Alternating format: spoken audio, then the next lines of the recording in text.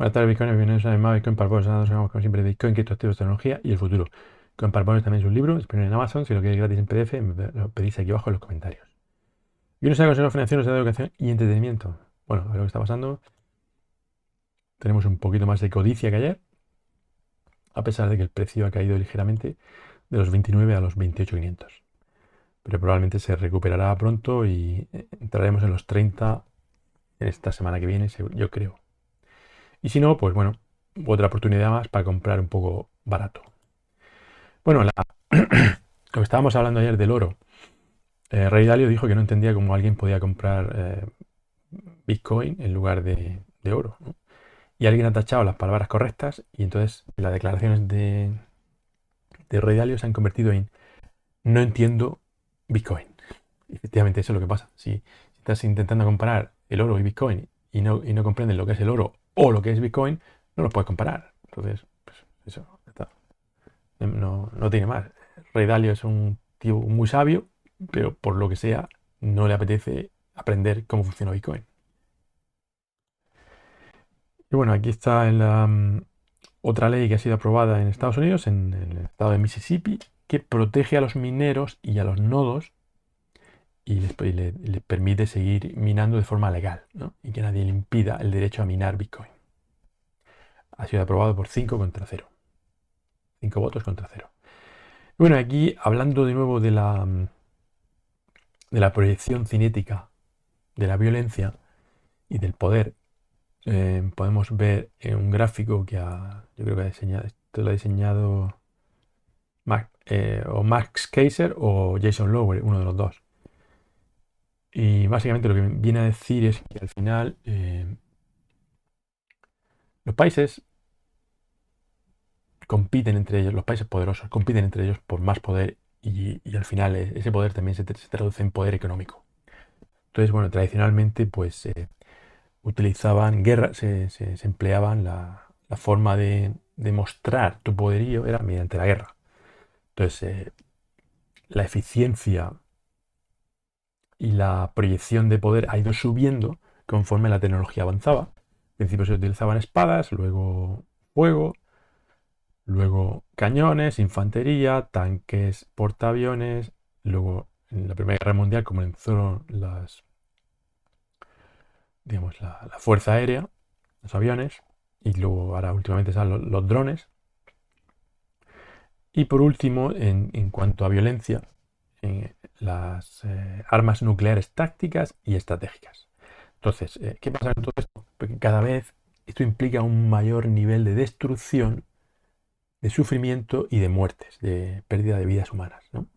Entonces, ya va siendo hora de que a alguien se le ocurriera otra forma de, de medirte con el vecino que no sea hostias, que sea hablando, o que sea negociando, o que sea estableciendo guerras comerciales, o, por ejemplo, minando Bitcoin, ¿no? Entonces, conforme esta proyección de la violencia ha ido subiendo, hemos creado la posibilidad de destruir el mundo, ¿no? Hay suficientes armas nucleares en el mundo como para destruir el planeta Tierra varias veces.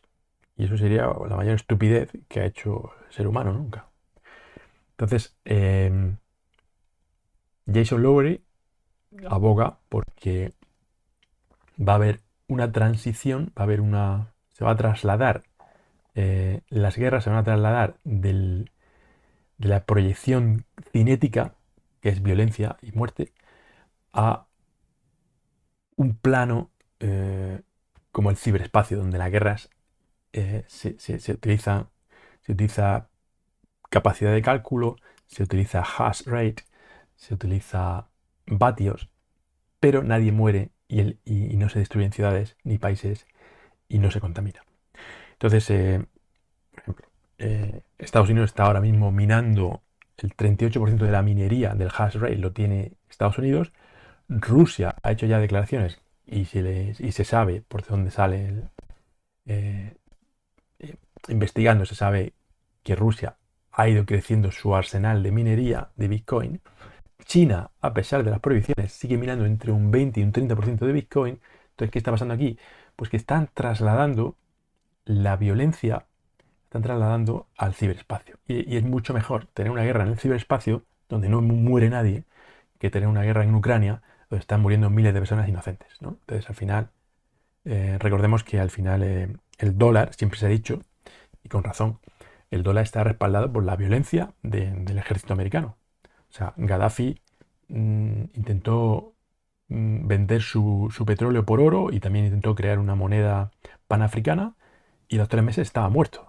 Lo mismo le ocurrió a Gaddafi y lo mismo le han ocurrido a muchos de líderes de países africanos y de Oriente Medio que han intentado amenazar la hegemonía del dólar, ¿no? Entonces, al final, el dólar está respaldado por violencia, Bitcoin está respaldado por vatios. Y con los vatios no muere nadie. Entonces, es interesante. Yo creo que podíamos ver que al final las guerras desaparecen y nos vamos a unas guerras donde no hay violencia.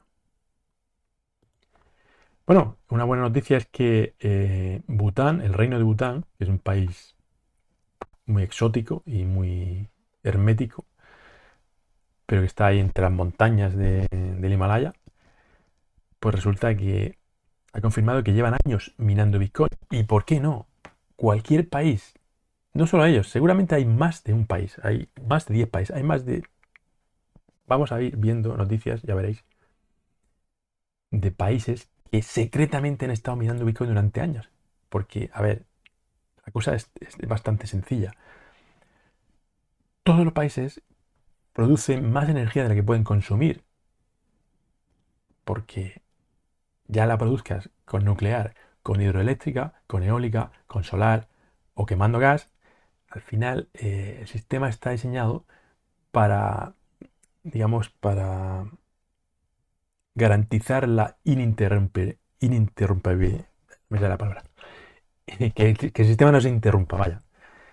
Entonces, para que el sistema no se interrumpa, tienes que producir un 20-30% más de lo que necesitas.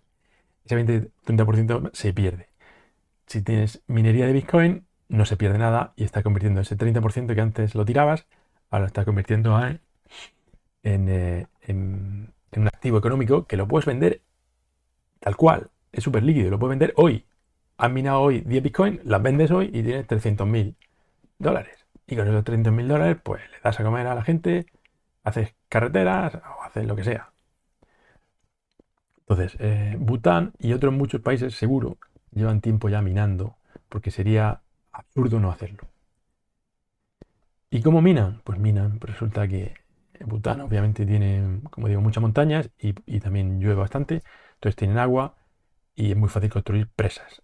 Las presas, de vez en cuando hay que vaciarlas, al vaciarlas mueves unas turbinas, generas una gran cantidad de energía eléctrica que no hay demanda, que no se puede consumir y por tanto la consumes minando Bitcoin. Y así no se pierde. Pero bueno, los holders de Bitcoin, como tú y como yo, estamos comprando 15.000 Bitcoin cada mes. Esto es un dato muy interesante porque los holders compran y no venden nunca. Y esto da una base, da un apoyo muy fuerte a la red y al sistema monetario, ¿no? Como vemos aquí en este otro gráfico, ¿cuál ha sido el máximo precio alcanzado por Bitcoin cada año? Lo más interesante es saber cuál ha sido el precio más bajo que ha alcanzado cada año.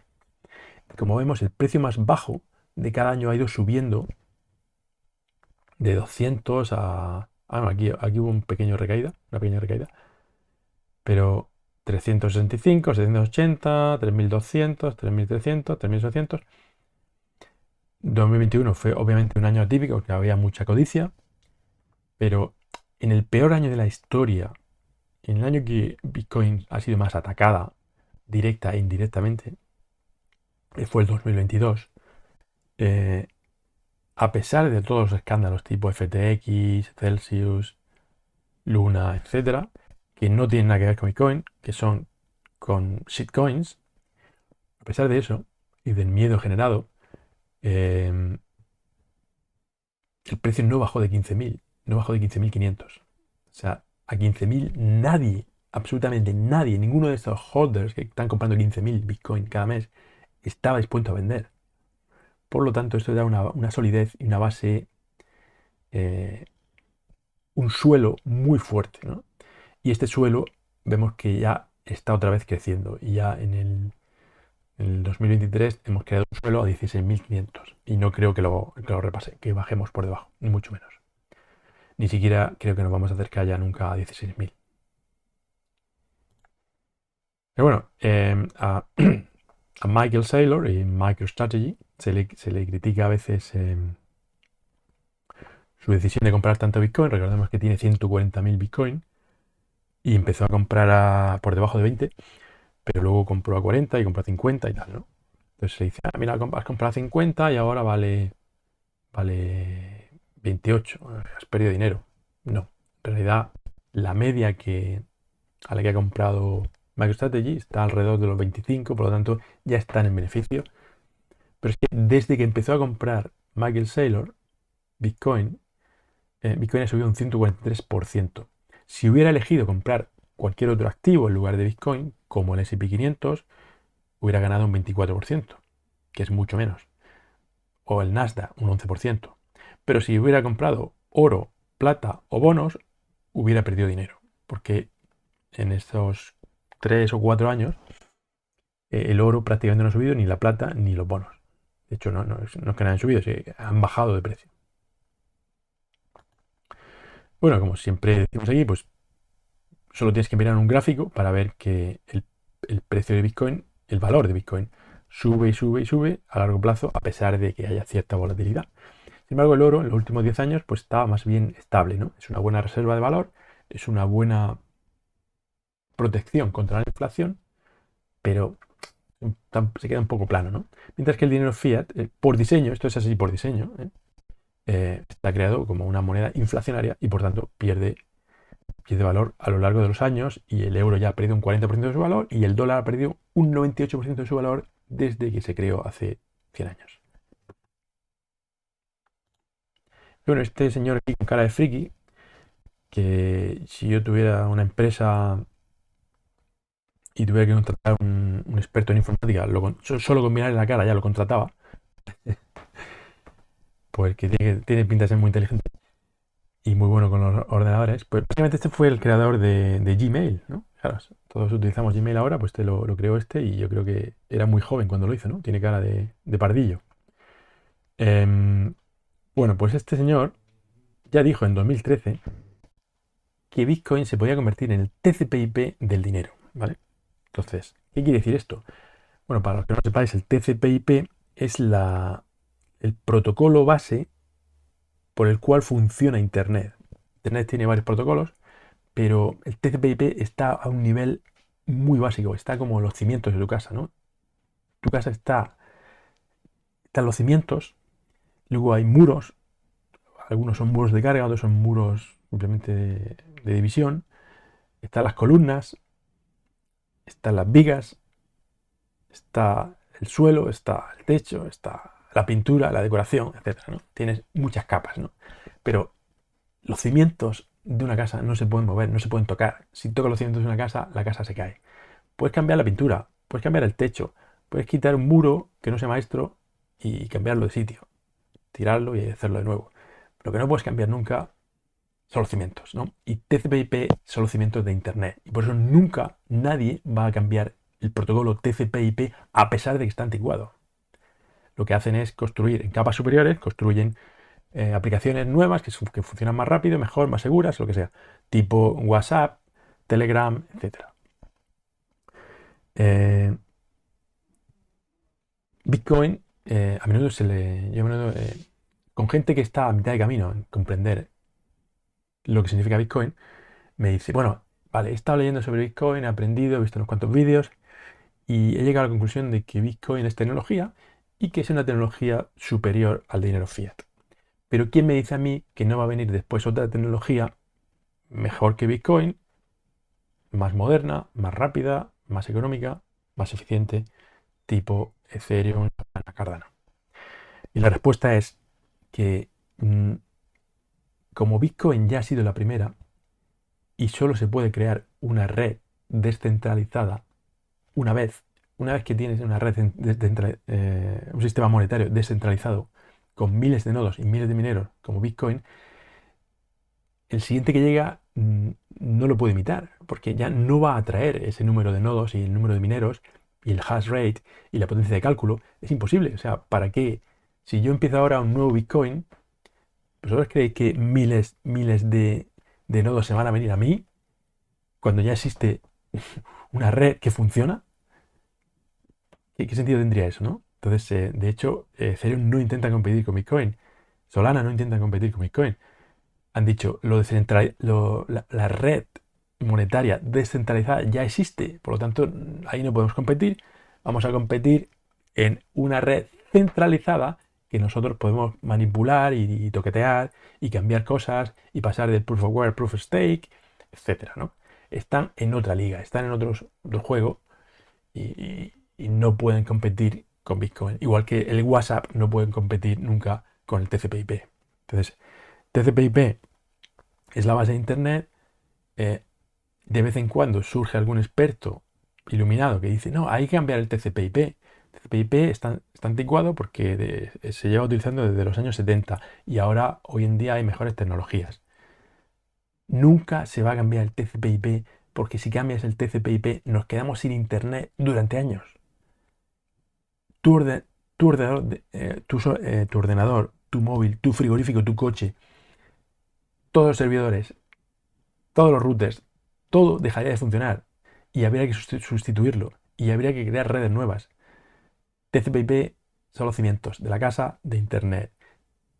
Bitcoin son los cimientos de la casa monetaria de un sistema descentralizado. Nunca se pueden sustituir por una tecnología mejor simplemente porque el efecto network, el efecto red es tan poderoso que es imposible sobre todo cuando es en tecnología base.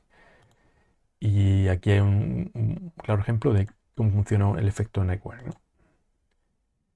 Claro, esto es una red que empieza teniendo 4 nodos, 6, 8, 10, 16, 32, 64, 128, 256, 512, 1024. Exponencial, y que tú, al ser descentralizada, tú podrías destruir este nodo de aquí, o este, pero es imposible destruirlos todos. Es como la planta mitológica esa de la hidra, que le cortas una cabeza y le crecen dos. Le cortas dos y le crecen cuatro. Efectivamente. Y bueno, la adivinanza de ayer, pues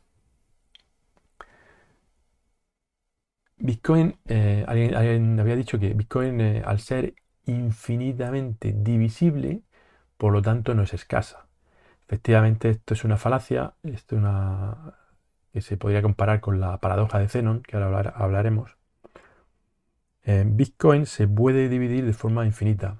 Yo creo que incluso se podría dividir incluso más allá del Satoshi, porque digamos, Satoshi Nakamoto pues predijo que Bitcoin iba a ser si tenía éxito, iba a ser una unidad demasiado grande, entonces la subdividió en 100 millones y cada Satoshi pues, es dividir, o sea, cada Bitcoin tiene 100 millones de Satoshis. Pero no hay, tal y como yo lo entiendo, no habría ningún problema en dividirlo todavía más si hiciera falta en un futuro hipotético, ¿no? Por ejemplo, hablar de 0,1 Satoshis, 0,01 Satoshis e incluso ponerle nombre a eso. Yo no entiendo por qué no se podría hacer si hiciera falta, ¿no? Pero bueno, efectivamente hay una paradoja que es la paradoja de Zenon, que dice que Aquiles está a 100 metros de una tortuga y para acercarse a la tortuga, para poder cazar a la tortuga, primero tendría que recorrer la mitad de ese camino, que son 50 metros. Luego tendría que recorrer la mitad de la mitad, que son otros 25 metros. Luego la mitad de la mitad de la mitad, que son otros 12 metros y medio. Luego de la mitad de la mitad de la mitad de la mitad, que son 6,125. Total, que como cada vez le vas dividiendo la distancia que recorre por la mitad y por la mitad y por la mitad y por la mitad de forma infinita, llegó a la conclusión, Zenon llegó a la conclusión de que es imposible de que Aquiles nunca pille a la tortuga. es imposible que un hombre o una mujer corriendo alcance una tortuga, lo cual es falso. O sea, yo, yo he hecho la prueba y me pones una tortuga delante, yo la pillo. Entonces, Zenon estaba confundiendo el infinito, la magnitud del infinito, con la división infinita de las distancias, que también se conoce como algo que sea infinitesimal. Entonces no es lo mismo infinito que infinitesimal. Efectivamente, Bitcoin es infinitamente divisible y sin embargo es escasa. Igual que los 100 metros de aquí es una cantidad fija que puede ser recorrida por cualquier ser vivo. Ha adivinado, casi todos habéis adivinado, cada uno habéis puesto un punto de vista diferente. Pepe, Mike, Sam, Carlos, Germán y Modi BTC. Enhorabuena. Y bueno, y la adivinanza de hoy, pues de hoy es, alguien dijo esto y no sé quién lo dijo y no sé a qué se refería. A ver si me ayudáis. Dijo que lo que se necesita es un sistema de pago electrónico basado en pruebas criptográficas, en lugar de confianza, que permita a cualquier par de partes dispuestas a transaccionar directamente entre sí sin necesidad de un tercero de confianza. ¿Quién dijo esto y a qué se refería? ¿Lo dijo tu cuñado y se refería al bolívar venezolano? ¿Lo dijo mi primo y se refería al dólar? ¿Quién lo dijo y por qué lo dijo? ¿A qué se refería? Bueno chicos, muchas gracias por ver el vídeo. Acordaros de retuitear, compartir, comentar, darle al like y nos vemos mañana a la misma hora. Hasta luego.